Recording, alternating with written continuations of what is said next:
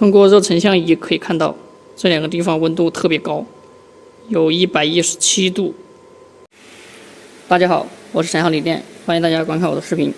这是一位粉丝朋友寄过来的一个锂电池盒子。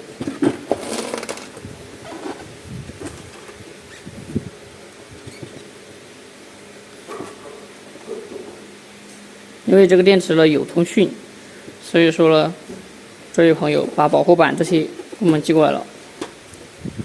打开盒子看一下，这里面有2块电路板，这2块板子呢就相当于连接片，把所有的电芯呢进行了一个串联。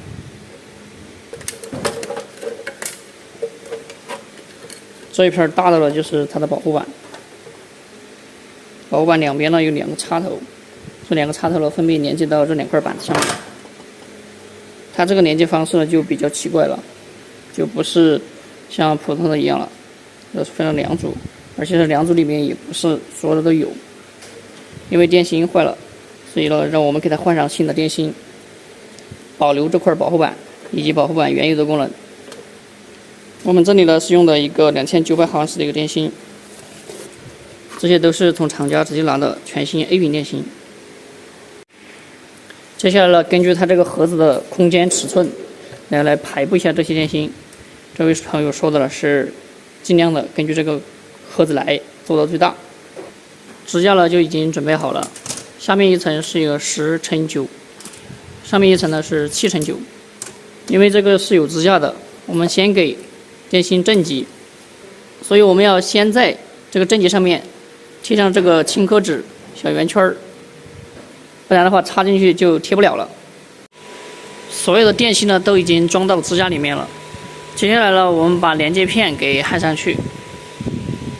我们分析了它之前的接线方式，这边呢只是2到9针脚有，从 B1 到 B8， 这边呢是1到3和6到11针脚有，其他都是空的。所以我们先根据它原来的整理好这个采集排线，大概就这样子。接下来呢，我们就把采集排线接到电线上面去，这个线序一定要对应，不然的话它就用不了，或者是就损坏了。像这种利用旧的比做新的相对有些更麻烦，因为我们还要去找它的原理。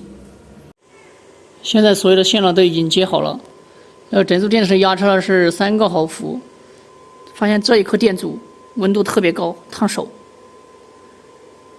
还有这个地方有发热。通过热成像仪可以看到，这2个地方温度特别高，有117度。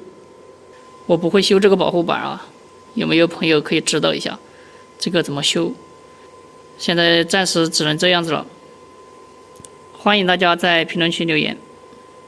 关于客户自己拿材料的，比如像这块保护板是这位朋友拿的，他这个接线比较麻烦，然后问题是还有像这些故障，这个东西就更麻烦了。这期视频先到这里，看看有没有办法修这块保护板。